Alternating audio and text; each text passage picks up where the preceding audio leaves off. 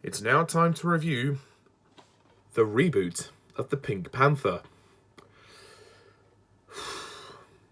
Peter Sellers, we wish you were here.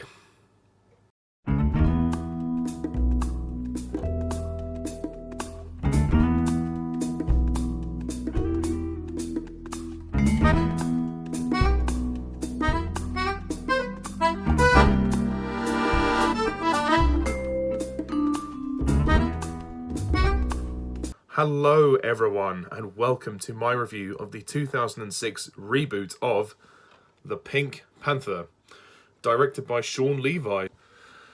Yes, this movie was not directed by Blake Edwards, but directed by Shawn Levy. It was released in 2006, and it stars Steve Martin in his first of two films as Inspector Clouseau. Okay, so basically the plot of this film is as follows. Very similar, kind of similar to the original. Inspector Clouseau is hired by Dreyfus to investigate the murder of a football coach who also was wearing the Pink Panther diamond, and then the diamond was stolen. Okay, the 2006 Pink Panther movie starring Steve Martin as Inspector Clouseau.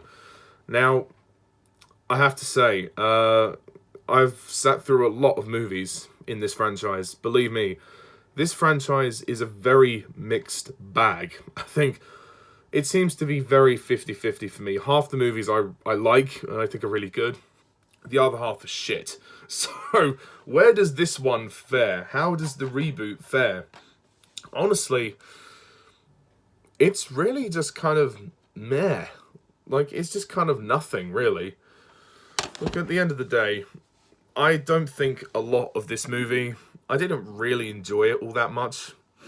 It was sort of okay in places. It's certainly not the worst movie in the franchise, that's for sure. I think it's better than the last three films at least, but that isn't much of a compliment. This is just a terribly ordinary rehash. It really just has nothing going for it. Let's talk about Steve Martin as Clouseau.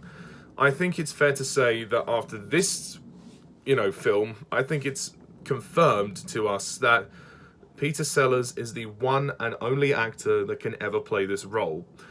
And I'm sorry, but this franchise has really had its day. I think it was pointless to reboot the Pink Panther. And at times, Steve Martin, he's basically doing an impression of Peter Sellers, which, okay, fine. But then it starts to get very annoying. It's very hammy. It just, the perfunctory kind of over-the-top tone consistently infects the movie, and I found the movie almost kind of cringeworthy, and that's not a good sign. It is better than the last three movies, because at least the filmmaking isn't as putrid, and it doesn't feel as, rancid as those. It is a lot better than Sun, and is a lot better than Curse, and I would actually say it's better than Trail as well. I did find some moments where I laughed. Yeah, I thought there were a couple of funny moments. I mean, albeit far and few between, but I can't say that this was a joyless experience. I think the cast are a mixed bag for the most part. I think they're mostly all right. But as for Steve Martin, yeah, I appreciate the guy's efforts, but I just don't think he was really suited for this role. I don't think the entire movie was necessary. I don't think they should have bothered to reboot the franchise after the way it ended in the 90s with Son of the Pink Panther.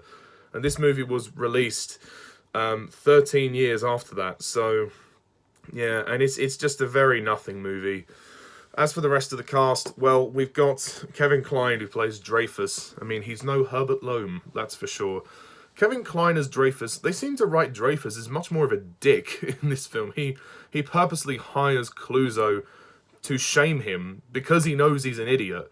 He hires him just to make him look bad because then he wants to get a team of private investigators to go and solve the case without Clouseau. But obviously the irony of these movies is that Clouseau is an idiot, but he always manages to get to the bottom of the case somehow, in somewhere. So yeah, I just didn't think Kevin Kline was all that good as Dreyfus. He was okay, but I thought his character was kind of unlikable, if I'm going to be honest. I found him to be sort of unlikable. I didn't care for him. I just didn't care for him. And They repeat the hospital gag scene that they had in Son of the Pink Panther, where he's strapped to the bed, he's injured, and Clouseau is fumbling around with the remote and everything, and he ends up flying out the window again. And yeah, it's all the humour's recycled from the Blake Edwards movies. I mean, Shawn Levy, he's no Blake Edwards. His direction in this movie, it's like he's copying the other movies. It's like he doesn't know what to do. He's just sort of copying the previous films and trying to create the feel of those movies. Again, he's no Blake Edwards. I'm sorry. Jean Reno plays Ponton, who is Clouseau's assistant. That's one change where they have deviated quite dramatically. In the previous movies with Peter Sellers, well, and the other movies before this, they had a character called Kato, who was a Asian character.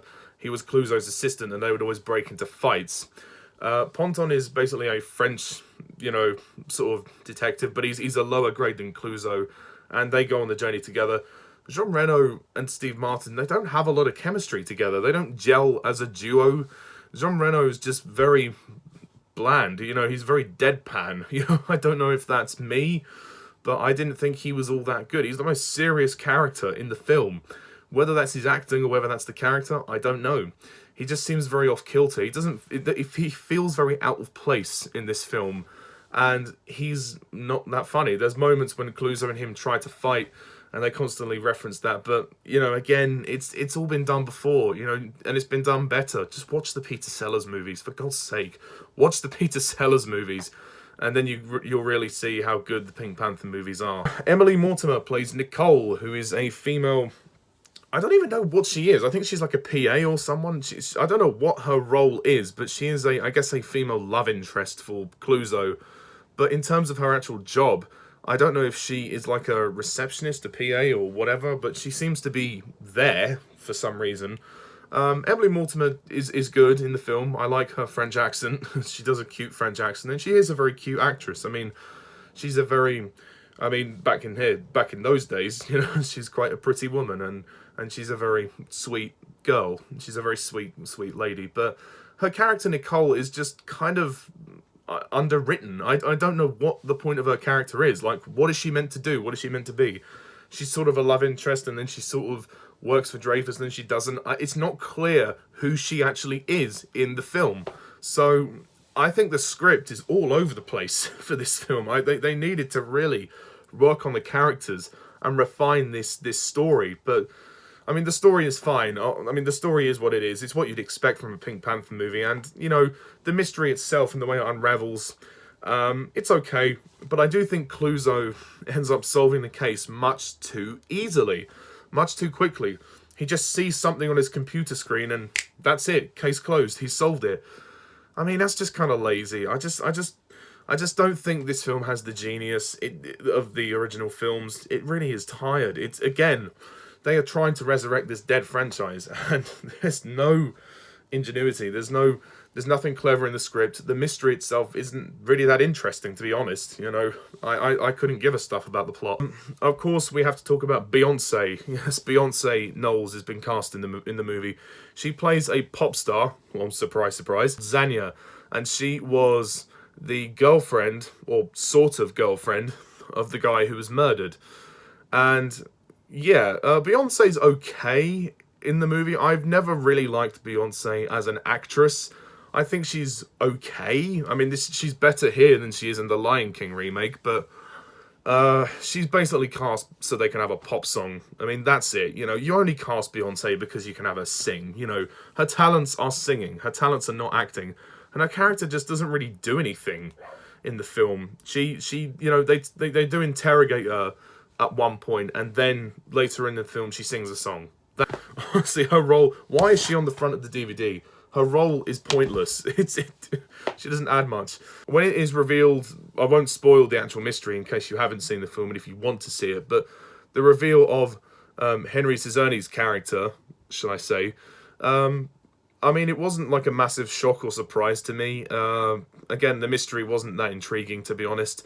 For me, another problem I have with this film is the pacing. The pacing for this film is really slow. I guess I just couldn't get into it. Maybe that's the reason why I just couldn't get into it, and I found the pace to drag quite a lot. This film is 90 minutes long, but it feels longer because of the pace. And like I said, the climax is wrapped up much too quickly.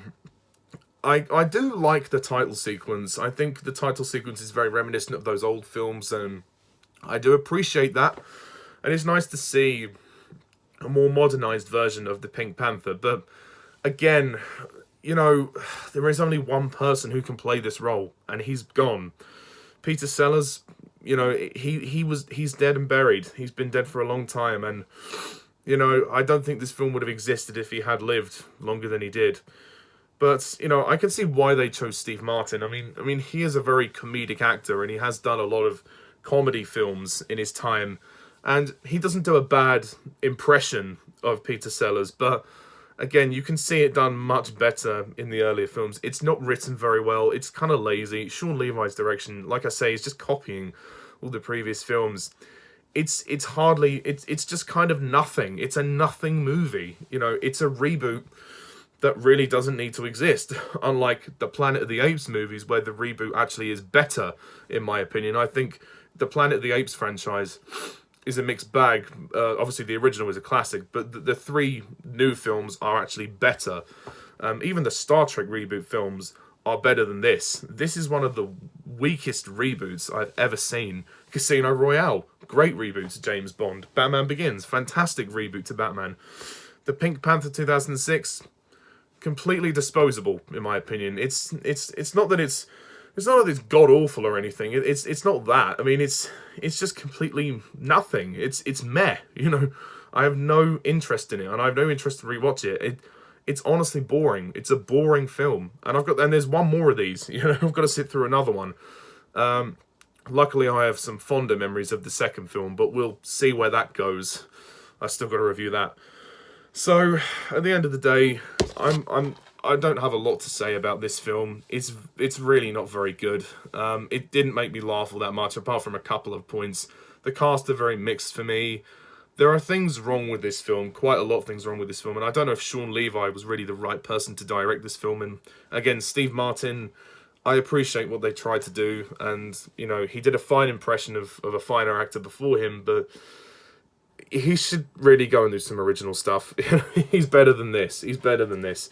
So to close off the review, I'm going to rate the Pink Panther 2006. I'll give it a 4 out of 10.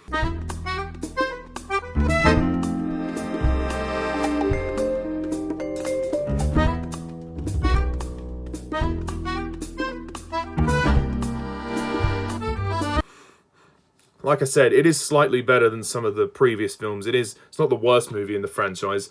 It's slightly more watchable than Sun, Curse, and Trail. I think it's better than all three of those. So that's the biggest compliment I can give it. So, yeah, that's my review of the first of the two Steve Martin Pink Panther movies. So, stay tuned next time when we review the second and final movie of the franchise. Well, actually, it's the 11th movie of the overall franchise, but the second Steve Martin film. And then after that, I will be doing a ranking of the Pink Panther films. So, yeah.